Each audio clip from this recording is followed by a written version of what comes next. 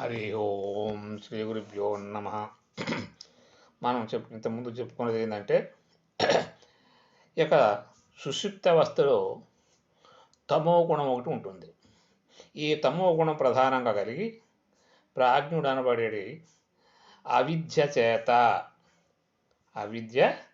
చేత స్వరూపానందము అనుభవిస్తాడు. అవి ఎందుకంటే తమో గుణం ఏముంటుందంటే అవిద్య ఉంటుంది, తెలిసి తెలియక ఎన్నో పనులు చేస్తూ ఉంటుంది. ఆ పనుల్లో మరి స్వప్నంలో చేసినప్పుడు మరి మేలుకు వచ్చిన తర్వాత ఉంటాయా అంటే అది సంబంధించింది కావు, ఉండవు. ఎందుకంటే ఆ యొక్క స్వప్నంలో ఏదైతే గాంస్తున్నామో ఆ అవస్థ ఉండేది కాదు. ఎందుకంటే ఈ స్వప్నంలో ఏదైతే కాంచుతున్నామో ఇక్కడ కూడా ఈ అవిద్య ప్రకారంగా మనం ప్రవర్తించే మేలుకున్న తర్వాత కూడా అవిద్య వల్ల కలిగేవన్నీ కూడా ఉండేవి కావు. అంటే దాన్ని తమో గుణముగా ఏర్పరిచారు. అందుకోసం మళ్ళీ ఏం చెప్తున్నారంటే విషయాణామానుకూల్యే సుఖీ దుఃఖీ విపర్యతే సుఖం దుఃఖం చ సంతధర్మ సదానందస్యనాత్మాన అన్నాడు. అంటే ఏ విషయాన్నైనా చూడే విషయాణామానుకూల్యే, విషయాలు ఏదైతే మనం ఆలోచిస్తున్నామో అవన్నీ కూడా ఎలాగా అనుకూల విషయం ప్రాప్తి వలన అనుకూలంగా ఏదైతే ఉంటున్నాయో వాటి గురించి బాగా ఆలోచిస్తున్నాం. కాబట్టి అది ఎట్లా ఆలోచిస్తున్నాం, దేనివల్ల అంటే అహం అంటే నేను సుఖిని, నేను సుఖపడుతున్నాను, నేను దుఃఖపడుతున్నాను అనేది ఏదైతే ఉంటుందో, నేను నేను అనే భావం ఏదైతే ఉంటుందో అది అహంభావంగా, నేను అనేది అహంకారపూరితమైనది భావం ఏదైతే ఉంటుందో అక్కడ నేను సుఖపడతాను, అతను కొడతాను, నేను వాడిని బాధిస్తాను, లేకుంటే నేను సంపాదిస్తాను అనేది అహం ఏదైతే ఉంటుందో దానివల్ల ఈ యొక్క అనుకూలంగా ఏర్పడి ప్రతికూలాన విషయం బంధం వలన ఈ యొక్క బంధం ఏర్పడుతుంది. అహం అనేది ఏదైతే ఉంటుందో అక్కడ బాగా దుఃఖానికి హేతు అవుతుంది. ఎందుకంటే ఈ అహం ఎంతవరకు ఉపయోగపడుతుందా అంటే సుఖానికి దుఃఖానికి కూడా రెండింటి మధ్యలో కూడా ఎక్కువగా ఏర్పడేది. దాన్ని సుఖం కలిగితేనో సంతోషిస్తుంది, కష్టం కలిగితే దుఃఖపడుతుంది. ఎందుకంటే ఇది అహంకి ఉన్న రెండు విధాలుగా భావనలు ఉంటాయి. ఈ భావనలు ఎందుకంటే ఈ రెండు కూడా మానవుడికి అహంతోటే కూడుకున్నాయి. సుఖం వచ్చినప్పుడు సంతోషించి నేనంత వాడిని, వీరుని, సూర్యుని చెప్తాడు. అదే దుఃఖం కలిగినప్పుడు నేను దుఃఖపడుతున్నాను, నాకు కష్టం కలిగింది అని చెప్తాడు. ఈ రెండు కూడా అహం వలన మరి అవిద్య వల్ల కలుగుతున్నాయి. అవిద్య తమో గుణం అంటే వివరం లేని పనులు చేసి ఆ తమో గుణంలో తెలివి తక్కువ పనులు అంటారు, దాన్నే అవిద్య అని అంటున్నారు. ఆ అవస్థలో ఏ అవస్థ అది స్వప్నావస్థలు ఏదైనా తేదీ ఉంటుందో అక్కడైతే ఉంటుందో ఇక్కడ కూడా ఈ యొక్క జాగృతిలో కూడా అవిద్య అనేది ఏర్పడి కష్టాలు అనుభవించటం, అనరాని మాటలు ఒకళ్ళు అనటం, దానివల్ల బాధపడటం, ఇవన్నీ కూడా అవిద్య వల్ల వస్తున్నాయి. అంటే తమో గుణం. అదే సత్వగుణంతో ఉండండి, ఆ సత్వగుణం ఎంత ఏర్పడుతుంది, సుఖానికి ఏర్పడుతుంది, నువ్వు మంచి పేరు వస్తుంది, మంచి చేస్తుంది. కాబట్టి ఇక్కడ ఏదంటే ఈ యొక్క అవిద్య వల్లనే ఏర్పడుతుందని చెప్తున్నారు. ఎందుకంటే వ్యవహరించును సుఖము దుఃఖము అంతఃకరణ ధర్మములు, ఇవి కూడా అంతఃకరణలోనే. ఎందుకంటే స్వప్నంలో అంతఃకరణంగా ఉంటుంది కదండి. ఈ సుఖం అనేది ఆ మనస్సుతోటి ఏర్పడి అహం పూర్చోదమది తమో గుణంలో ఏర్పడి ఆ గుణాన్ని అక్కడ ఏర్పడుతుంది. ఈ ప్రాప్య ప్రపంచంలో కూడా ఏర్పడడానికి తమో గుణం వల్ల నీకు వచ్చిందనుకోండి, దానివల్ల నీవే ఆ ఒక్కొక్కరిని మంచి ఉన్నట్టే ఉంటావు. ఆ గుణం వచ్చినప్పుడు నేను ఏవేదో మాట్లాడడానికి అవకాశాలు ఉన్నాయి. ఎమ్మటే నువ్వు తను ఆలోచించి అరే నేను ఇలా మాట్లాడుతున్నానేంది అని సత్వగుణంలోకి పోయినట్టయితే ఆ జ్ఞానంగా ఉన్నట్టయితే సుఖపడడానికి అవకాశాలు ఉన్నాయి. అందుకే ఇక్కడ ఏమన్నాడు, నిత్యానంద స్వరూపుడకు ఆత్మకు సుఖదుఖం లేవు. దేనికి లేవండి? ఆత్మకి సుఖం కానీ దుఃఖం కానీ లేదు. అవన్నీ దానికి ఉన్నాయా గుణాలు? ఆత్మకి ఏ గుణము లేదు. అలాంటప్పుడు ఈ గుణమే లేనప్పుడు నీకు ఎందుకు వస్తున్నాయి దానికి అంటే దానికి ఎలాంటిది పని లేదు. అలాగే నీవు కూడా ఉండు. ఈ యొక్క సత్వగుణం కానీ తమో గుణం కానీ రజోగుణం కానీ ఏది లేకుండా చేసుకున్నట్టయితే ఆ ఆత్మ ఎలా ఉంటుందో దానికి సంబంధించి కానీ ఉన్నట్టయితే అలాంటి సుఖదుఖాలు ఆత్మకు లేవు, నాకు కూడా లేవు అని చెప్పి అనడానికి అవకాశాలు ఉన్నాయి. ఇప్పుడు తమో గుణంలో ఉన్నావు కాబట్టి అరే నాకు ఈ కష్టాలు కలుగుతున్నాయి, నాకు ఆయన డబ్బులు ఇవ్వలేదు, నాకు ఈ కష్టం వచ్చింది, నాకు డబ్బులు లేకుండా అయిపోయినాయి, నేను బాధపడుతున్నాను, నాకు ఈ వ్యాధితో బాధపడుతున్నాను, లేకుంటే అతను అప్పులు చేశాడు, అప్పులు బాధ కట్టాల్సి వస్తుంది అని కొన్ని ఈ యొక్క ఆలోచనలు వస్తుంటాయి. ఈ ఆలోచన వచ్చినప్పుడు తమో గుణం నుండి నానా శిఖాలు పడుతున్నావు. ఆ చికాకు పడక ఏంటంటే అహం పెరుగుతుంది.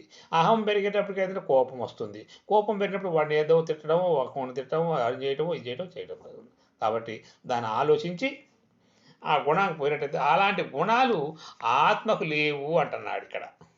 ఎందుకంటే మనం ఆలోచించింది ఆత్మకి ఉన్నాయా లేవా అనేది మనం నిర్ధారణ కోసమే ఇవన్నీ కూడా మనకి ఆ యొక్క సద్గురుమూర్తులు మనకి తెలియపరిచారు.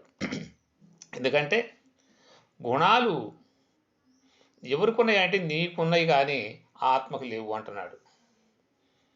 నీవెవరివి?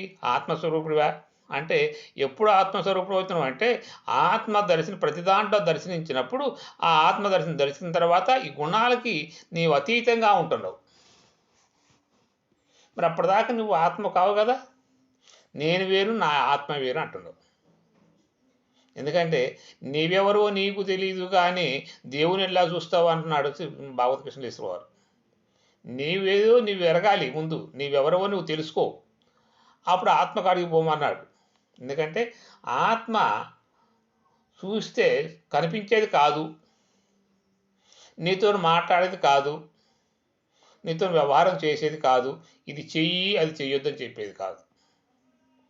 అలాప్పుడు నీకు ఎట్లా తెలుస్తుంది అంటే దాన్ని దర్శించుకొని ఆ యొక్క సత్వగుణముతోటి ఉన్నప్పుడే నీకు ఏర్పడుతుంది.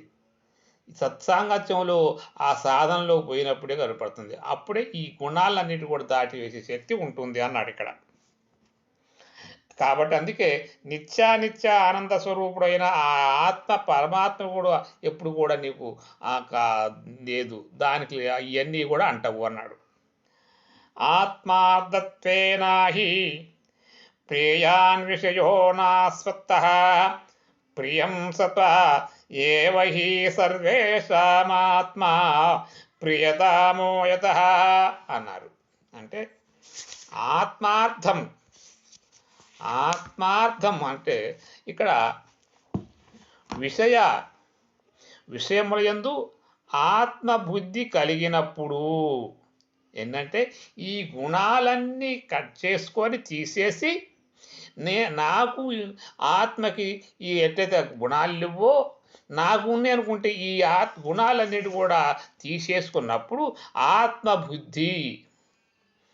ఆత్మబుద్ధిలో నేనున్నట్టయితే ఆ బుద్ధిని ఆత్మ దగ్గర తీసుకుపోయి నేనే ఆత్మను కలిగినప్పుడు ఆ విషయములను ప్రియముగా దోచును. ఏ విషయమైనా కూడా ఒకరు చెప్పేది వాళ్ళు కోపంగా చెప్పిండా సంతోషంగా చెప్పిండా అంటే అన్ని మంచి చెడు రెండు కూడా కలిసి చేసినట్టయితే అన్నీ మంచిగానే తెలుస్తాయి. ఎందుకంటే ఒక్కొక్కళ్ళు చెప్తే ఎలా చెప్తాడు, ఆయన ఏం చెప్పిండా ఎంత చక్కగా చెప్పిండమయ్యా అంటాం. ఎందుకంటే మన సత్వగుణంలో ఉన్నప్పుడు ఆలోచిస్తే ఆ చెడుగా నీకు భావించదు.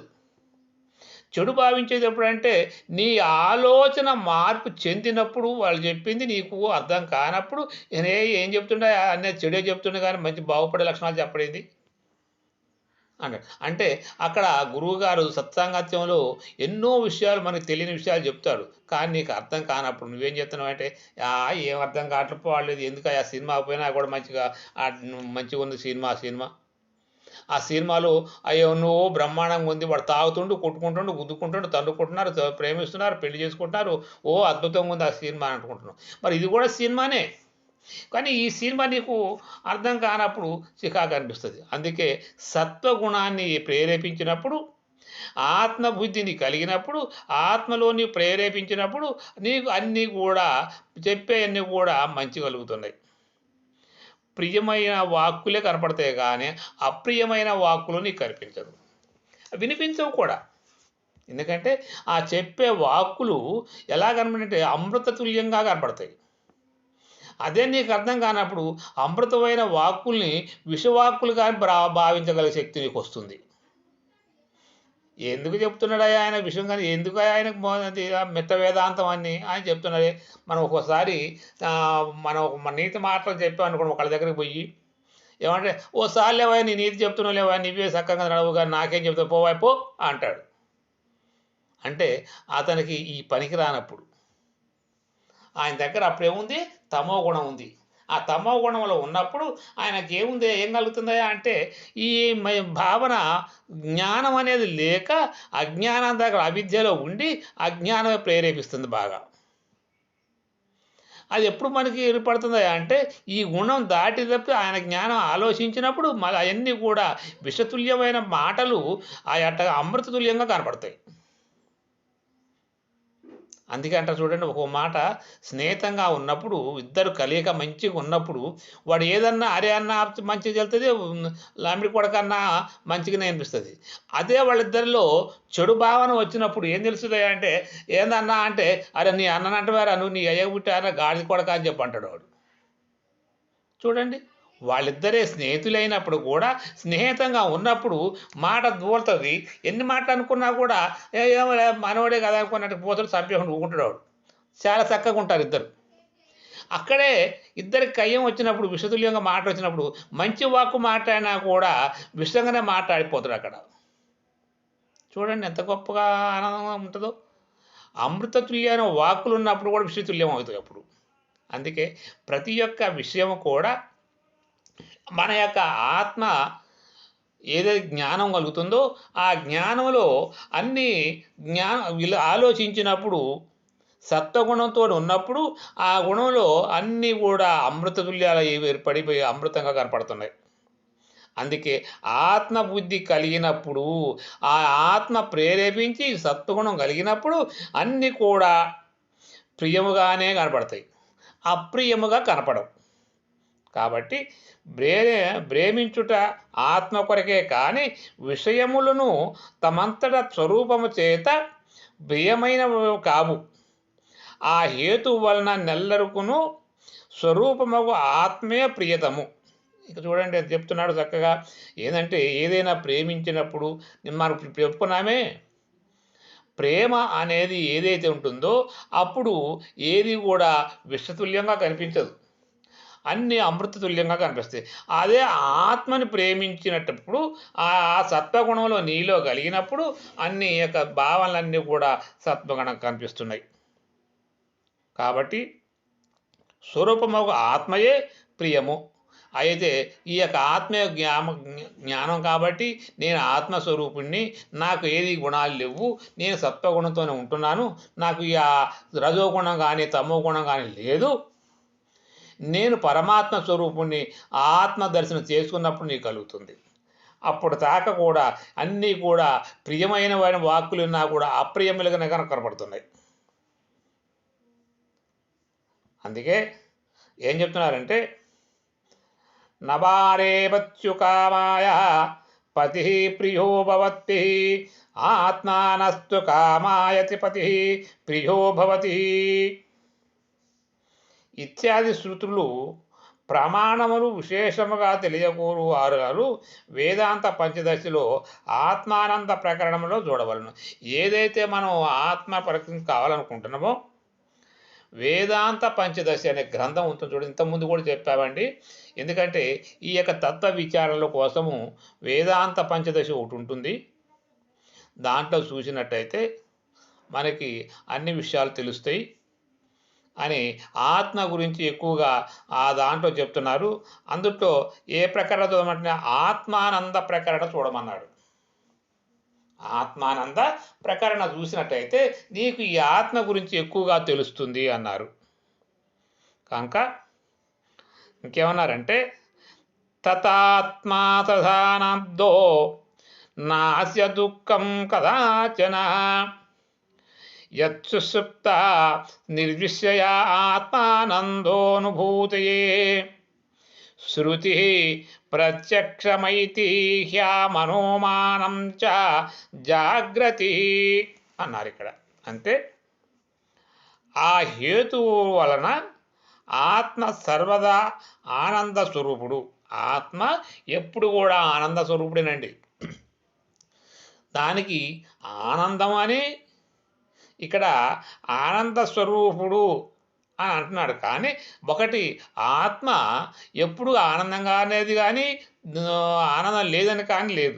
ఎవరికి ఉన్నదే అంటే ఈ అధ్యాత్మ చింతన చేసేవాడు ఎవరైతే ఉంటున్నారో అతనికి ఈ ఆనంద స్వరూపుడు అంటున్నాడు. వానికి ఆధ్యాత్మికాధిపాతపములతో ఎప్పుడూనూ సంబంధము లేదు.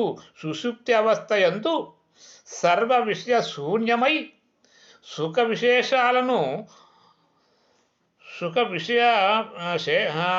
విశేషాలను అనుభవము కలిగిన ఉన్నది. అంటే ఎప్పుడు కూడా పరమాత్మని, అందుకేనండి సుషుప్తి అవస్థ అని ఎక్కువ చెప్తున్నారు. ఎందుకంటే ఈ యొక్క సుషుప్తి అవస్థ తీసుకున్నప్పుడు ఉండేటదే స్వప్న అవస్థలో నీవు ఏం గంటనవు అంటే ధ్యాన రూపముగా నీవు త్రికూట స్థానములోకి వెళ్ళినప్పుడు ఆ యొక్క సుషుప్తి అవస్థలో అక్కడ ఉంటుంది. అక్కడ నువ్వు కనిపించే ఆనంద స్వరూపం ఏదైతే ఉందో, పరమాత్మ స్వరూపం వెలుగు అనేది ఏదైతే ఉందో నీ ఆనందంగా కనిపిస్తుంది అక్కడ. ఈ ఆనందం ఎంత వరకు ఉంటుందో చూడండి. ఎక్కడ అంతసేపు ఉంటున్నావో అంత ఆనందంగా కనిపిస్తుంది అన్నాడు ఇక్కడ. ఎంత ఆ పరమాత్మని దర్శించుకున్నవాడే ఆత్మానందము పొందగలడు అన్నాడు. ఆత్మానందము కనిపిస్తుంది. ఆ ఆత్మానందం దర్శించాలంటే మనం ఏం చేయాలండి? సాధన చేయాలి. అప్పుడు కదా నీకు అక్కడికి వెళ్తే నీకు ఆ భావన ఏదేదో తెలియాలంటే మనం అక్కడికి వెళ్ళాలి. మనము ఇంకోటండి, మనం ఎక్కడికో వెళ్ళాలనుకుంటున్నాం, ఏదో చేయాలనుకుంటాం. ఎక్కడికి వెళ్ళాలనుకుంటే బజార్కి వెళ్ళాలనుకుంటున్నాం. వెళ్ళాలంటే అక్కడికి పోతే కానీ ఆ వస్తువు మనం తెచ్చుకునేది.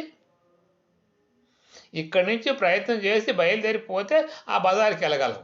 అలాగనే ఈ యొక్క స్థానంలోకి వెళ్ళిపోయి మనం ఆ ఆనందాన్ని అనుభవించాలంటే అక్కడ దాకా వెళ్ళాలి కదా. అందుకే దాన్ని ఆధ్యాత్మికాది తాపముతో, అది ఎలాంటి తాపం అంటే ఏంటంటే ఏం తాపం? నీరు తాగితే పోయేది తాపం కాదండి. అది ఆధ్యాత్మిక తాపం. ఎంత ఆనందంగా భరితుడిపోయి ఆ యొక్క సూక్ష్మ శరీరంతో నువ్వు ఆనందంగా భరించిపోయి ఆ తాపాన్ని భరించినట్టు తేలినట్టయితే ఆ తాపం అక్కడ తీరుతుంది. తాపాలలో అనేక రకాల తాపాలు ఉన్నాయండి. వ్యామోహ తాపం అన్నాడు. నాకు 10 రూపాయలు కావాలని అది కూడా వ్యామోహ తాపమేనండి. 10,000 కావాలా? ఎంత బాధపడితే ఆలోచిస్తావండి నువ్వు? ఎన్ని నీళ్లు తాగినా తీరుతుంది అది? నీకు 10,000 రూపాయలు చేతికి వచ్చాక అమ్మ ఇక నాకు వచ్చేసింది, నాకు బాధ కష్టాలు తీరిపోయినాయి అనుకుంటాం. అంత బరువు దింపుకున్న వాడవుతావు.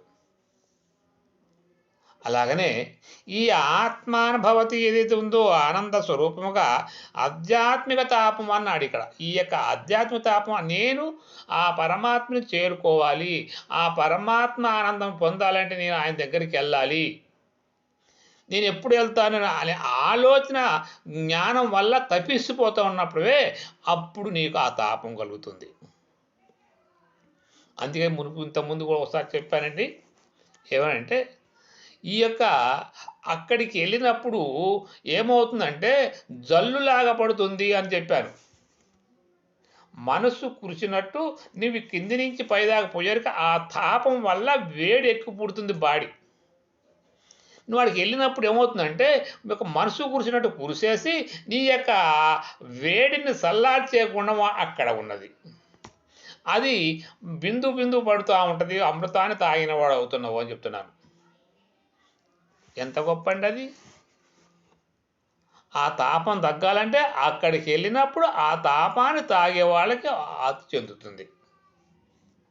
అది ఆ బిందువులు ఒక్కొక్క బిందు, అందుకే స్వాతి కార్తెలో బిందువు ముత్యంలో పడితే కాచెప్పలు పడ్డప్పుడు ఆ ముత్యం తయారవుతుంది అన్నారు. ఎందుకంటే ఆ స్వాతి కార్తె కోసమై ఆ ముత్యం తెరుచుకొని ఉన్నట్టు. ఈ తాపము కూడా ఎప్పుడు తీరుతున్నాయి అంటే ఆ సద్గురుమూర్తి దగ్గరికి వెళ్ళినప్పుడు ఆ బిందువులు పడ్డప్పుడు అది అవుతుంది. అందుకే హృదయ గంధి విదుటకై సదయత గురునికేతించి అన్నాడు మహానుభావుడు. హృదయ గ్రంథి ఎలా ఉంటుందండి? ఆ బిందువుల కోసము కాచెప్ప తెరుచుకున్నట్టుగా తెరుచుకొని ఉంటుంది అది. అప్పుడు కదా ఆ బిందు పడగానే ఆ హృదయం కూడా మూసుకుపోతుంది అప్పుడు, కాచెప్ప మూసినట్టు. అందుకే హృదయ గ్రంథి విడుటకై సదయత గురునికేతించి అన్నారు. గురు దగ్గరికి వెళ్ళినప్పుడు ఆ యొక్క సద్గురుమూర్తికి కష్టపడుకొని అక్కడ పోయినప్పుడు ఆ సద్గురుమూర్తి దగ్గరికి వెళ్ళినప్పుడు ఆ పాదార విందం నుంచి వచ్చిన పాదామృతం పాదామృతాన్ని గ్రోలేవాడు అన్నాడు. ఎందుకు ఎప్పుడు కోరుతారండి? గురువుగారు పాదాలు కడిగితే వచ్చిన నీళ్ళు కావండి అయ్యి. అమృతమైన పదార్థం ఎప్పుడైతే వస్తుందో అక్కడ కదా నీకు ఆ తాపం తీరేది.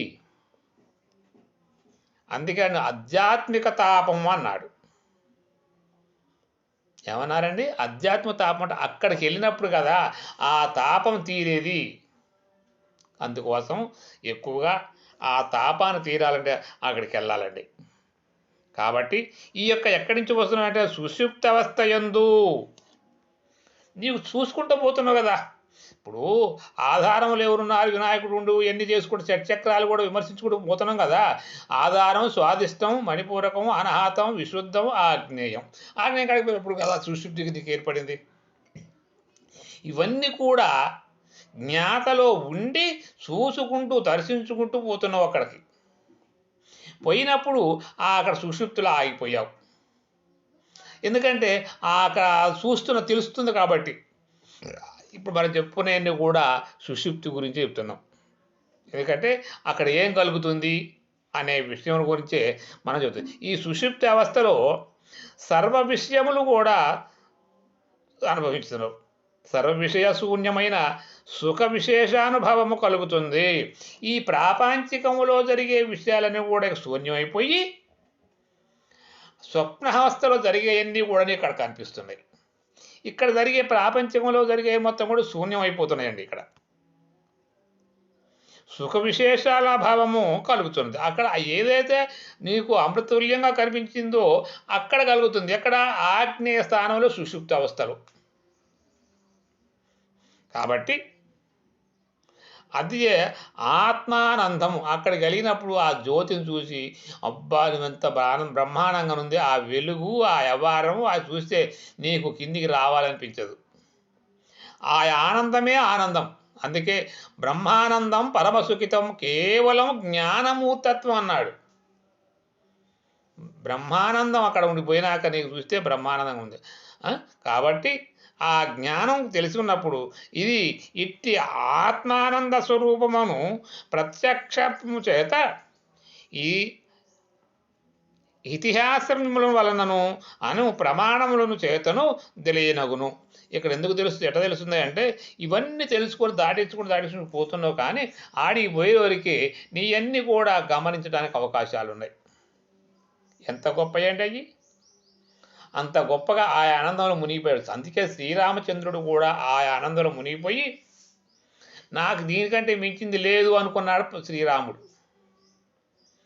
అందుకే వశిష్ఠ వారు ఇంతకుముందు వశిష్ఠ గీతలో చెప్పాం కదండి. అలాగనే వశిష్ఠ గీతలో శ్రీరాముడికి ఆ వశిష్ఠ మహర్షి చెప్పాడు, రామా ఇక్కడ ఇది కాదయ్యా ఇంకా ఉందయ్యా అంటే, లేదండి నాకు ఇక్కడ ఆనందంగా ఉన్నాను, ఈ బ్రహ్మానందాన్ని దర్శించుకుంటున్నాను, దీనికి మించింది ఉండేది నాకు అవసరం లేదని చెప్పి అన్నాడు అక్కడ. కాబట్టి అది ఉన్నంత ఉండటి నీ ఉండి చూసినవు అన్నాడు ఇక్కడ భాగవత కృష్ణదేశ్ వారు. ఈ సూక్ష్మావస్థలో నువ్వు ఉంటేనే కనబడుతుంది. అక్కడ నువ్వు లేనప్పుడు ఏం కనబడుతుంది? అక్కడ ఈ శరీరం ఉన్నప్పుడే కనబడుతుంది అది. మళ్ళీ వచ్చాక నేను ఈ చూశాను, అనుభవించాను, తిన్నాను, చేశాను, బజారికి పోయాను, పోయి నాకు ఏం చేసావంటే అక్కడ బజార్ షాప్లో పోయాను, అక్కడ కొనుక్కున్నాను, ఇది వచ్చాను, చూశాను, బ్రహ్మాండంగా ఉన్నాయండి, ఇంకా చాలా బాగున్నాయండి అక్కడ వస్తువులు, అది చూసి రాలేకపోయాను అనుకుంటాం. అలాగనే ఈ సుషుప్తి అవస్థ ఆజ్ఞాస్థానంలో పోయినప్పుడు ఒక్కొక్కటి అన్నీ కనిపిస్తూ ఉంటే ఆ ఆనందం భరితుడినపోయి ఆ దాంట్లోంచి బయటికి రాలేకపోతున్నావు. అక్కడ ఆ ఆనందం చేతనే ఇతిహాసంలో కూడా ఏ ప్రత్యక్షము చేత అక్కడ ప్రత్యక్షంగా కనిపించినాయి కాబట్టి అను ప్రమాణము చేతను ఎన్ని ప్రమాణాలుగా నువ్వు ఎన్ని చెప్పుకున్నా కూడా ఆ ప్రమాణం కనిపించింది కాబట్టి నువ్వు చక్కగా తెలియజేసుకున్నావు. కానీ శృతి చెప్తున్నది. అంతే శృతి చెప్పడం అంటే ఈ యొక్క గ్రంథాలు చెప్పడం కాకుండా నేను విన్నాను చదివాను అని చెప్పకుండా నీవు దాన్ని గమనించాలి. ప్రత్యక్ష ప్రసారం అన్నాడు. ప్రత్యక్షంగా ఎవరైతే గాంచుతారో ఆ ఆనందాన్ని అనుభవించవచ్చు. గురుగారు చెప్పారు నేను విన్నాను అని కాదండి. శాస్త్రదుఖ్యం మనోనిక్షయం. మనసు నిక్షయించాలి. ఎప్పుడైనా అంటే గురుగారు చెప్పాడు శాస్త్రయుక్తం జరిగింది కానీ నీ మనసు నిక్షయించాలి. అంటే నీవు చూసినప్పుడు తిన్నప్పుడు ఆ రుచి తెలుస్తుంది. కాబట్టి ప్రతి ఒక్కరు కూడా నేను ఫస్ట్ నుంచి కూడా అదే చెప్తానండి, సాధనలో చేసిన వారికి ఈ అనుభవం వస్తుంది అన్నాడు. ఈ శృతి చెప్తున్నది. గాఢ నిద్రలో ఎందు సకలేంద్రియములు వ్యాపార శూన్యమై జీవుడు కారణ శరీరమందు అజ్ఞానావృత స్వరూపమును అనుభవించును అన్నాడు. కాబట్టి ఏదైతే గాఢ నిద్రలో పోతే ఈ యొక్క సుషుప్తి అవస్థ కూడా పోతుందండి. సుషుప్తి అవస్థలో గాఢ నిద్ర అనేది చెప్తుందో ఆ గాఢ నిద్ర ఎంతవరకు ఉంటుందయా అంటే ఆ గాఢ నిద్రలో ఈ సుషుప్తి పోతుంది, స్వప్నావస్థ పోతుంది. ఎందుకంటే ఆ స్వప్నావస్థ ఇక్కడ దాటిపోయిన అంటే అని చెప్పేది ఏంటంటే ఈ ఆగ్నేయ చక్రములో ఉన్నంతసేపు కూడా అన్నీ తెలుసుకున్నావు. అక్కడ వచ్చే అన్నీ కూడా విచిత్రమైన రూపాలు కనిపిస్తున్నాయి. అదేనండి, అందుకే చెప్తున్నాను స్వప్నావస్థ అనేది ఎక్కడుందంటే ఆగ్నేయ స్థానంలో ఉంది. ఈ ఆగ్నేయ స్థానం దాటితే కదండి నీకు అదే దానినే మన వాళ్ళు ఏం చెప్పారంటే గాఢ నిద్ర అని చెప్పారు. ఎందుకంటే నీకు దృష్టాంతరం తెలియపడటం కోసం, దృష్టాంతరం తెలియటం కోసం నీకు అక్కడికి పోయినాక ఇది గాఢ నిద్రలో ఉన్నానా స్వప్నంలో ఉన్నానా నీకు తెలియదు. స్వప్నం ఉన్నప్పుడు నేను ఉన్నాను నిద్ర కలగన్నాను తెలుసుకుంటున్నావు. అది దాటిన తర్వాత అప్పుడు గాఢ నిద్ర అనిపిస్తా అంటున్నారు. ఆ నిద్రలో పోయినాక ఏమి తెలియదండి, అన్ని శూన్యం అయిపోతున్నాయి అని చెప్తున్నాడు. ఈ శూన్యమైందంటే సాధన సంపత్తి కలవారికే ఉపయోగపడుతుందండి. సాధన సంపత్తి కలవారికే ఇవన్నీ కూడా తెలుస్తుంది. ఈ సాధన ఎంతవరకు తెలుస్తుందంటే చాలా గొప్పగా తెలుస్తాయి. మనం అనుకుంటాం సాధన చేయాలంటే ఎంత చాలా కష్టం కదండి, ఈ రోజులో సాధన చేయగలమా అని అంటే ఏ రోజైనా చేయొచ్చండి. మనం చదువుకోవడం వానమాలు వస్తున్నాయి అనుకోండి, ఎంత బిఏ డిగ్రీలు చదవకపోయినా కూడా వానమాలు వస్తే గుణించుకుంటూ కూడా చదువుతాం మనం. అమ్మ అంటే ఏంటి ఆ మా వస్తే తెమ్మ అమ్మ అని గుణిస్తుంటాం. అలాగనే ఈ యొక్క శాస్త్రాలు కూడా ఈ యొక్క సాధన కూడా గురువుగారు మనకి తెలియపరిచినప్పుడు ఈ ఏదైతే చదువుకుంటూ పోయినామో ఇప్పుడు కూడా సాధనలో ముఖ్యంగా చూసుకుంటూ పోయినప్పుడు ఆడికి పోయినాక మనకు అన్నీ తెలుస్తూనే ఉన్నాయి. సత్సాంగత్యంలో గురువుగారు తెలియపరుస్తున్నారు, నేను కూడా ఇక్కడ దర్శించాను, రెండు ఒకటిగానే కనపడుతున్నాయి. మరి చూడకపోతే దృష్టాంతం ఎక్కడ ఉంటుంది నీకు? కాబట్టి ప్రతిది కూడా అండి దాస్తాంతరముతో తెలియపరచమని చెప్పని భాగవత కృష్ణదేశ్ వారు చెప్పారు మనకి. ప్రతిది కూడా దాస్తాంతరం తెలియాలండి. తెలిసినప్పుడు ఆ యొక్క పరమాత్మని ఆ యొక్క లీనితమై నీలో ఉన్న అగ్ని పుట్టి నీలో ఉన్న గుణాలను కూడా భస్మం చేసినప్పుడు కదా నీకు సత్వగుణం వచ్చేది. వెనకటి గుణాలు పోవాలి. వెనకటి గుణం ఎందుకు రాయుడు బోధ తీసుకున్నాడు కానీ మంచి ఆ మాల వేసుకుంటూ ఈ మాల వేసుకుంటుంటే గుణమే పోలేదండి, వెనకటి గుణమే పోలేదు వాడికి, ఎందుకండి చేసేవన్నీ అని మనం చెప్పుకుంటూనే ఉంటాం. ఇవాళ రేపు చాలామంది మాలలు వేసుకొని శివమాలని అయ్యప్ప మాలని భవానీ మాలని వేసుకున్నప్పుడు కూడా వెనకడ గుణం మారదా వాడు ఆ గుణం ఎందుకురా వేసుకొని మనం చాలామంది అనుకుంటున్నాం. ప్రతిదీ కూడా అంతే అండి. ఏ సాధన చేస్తున్నప్పుడు కానీ ఆ గుణాలు మారతాయి. గుణం మారినప్పుడు మనం ఎన్ని చేసుకున్నా ఏది చేసినా ఎన్ని గ్రంథాలు చదివినా ఎన్ని బోధలు తీసుకున్నా అంతవరకు పోతుంది. కాబట్టి నేను చెప్పేది అయితే ఉందో వినండి. ఈ సాధనలో కూడా ప్రయత్నం చేయండి, గమనించండి, వినండి బాగా. ఒక్కసారికి 10 సార్లు వినండి. విన్న దానిని ఆలోచించండి. మీరు ఆలోచిస్తారని నేను తలుస్తున్నాను. జ్ఞానాన్ని సంపాదించుకోగలగరని నేను కోరుకుంటున్నాను. కాబట్టి మీరు విన్నట్టయితే దాన్ని లైక్ చేయండి. నేను సంతోషిస్తాను. నా నా వాళ్ళు విన్నారు. ఇది కోట్లు పెట్టినా దొరకదండి, కానీ పైసకు పనికిరాదంటాడు మా గురువుగారు. ఎవరికి కావాలిరా? అజ్ఞానులకు పనికిరాదు ఇది. జ్ఞానం కల్లవాళ్ళకు పనికి వస్తుంది. అది వాళ్ళకి కోట్ల రూపాయలు పెట్టినా కూడా దొరికేది కాదు. పైసకి ఒరగాదు అంటాడు మళ్ళీ. ఎందుకంటే ఎవరికి పనికి వస్తుందండి? డబ్బులు సంపాదించి పెట్టుద్ది, అది సంపాదించదు కదా. కాబట్టి అలాంటి వాళ్ళకి పనికిరాదు. జ్ఞానం కల్లో నాకు మళ్ళీ జన్మ లేదు అనుకున్న వాళ్ళకి పనికి వస్తుంది. కాబట్టి మీరు బాగా ఆలోచించండి, తరించండి, నేను కోరుకుంటున్నాను అది. కాబట్టి దీన్ని విని లైక్ చేయండి. జై గురుదేవ, జై గురుదేవ.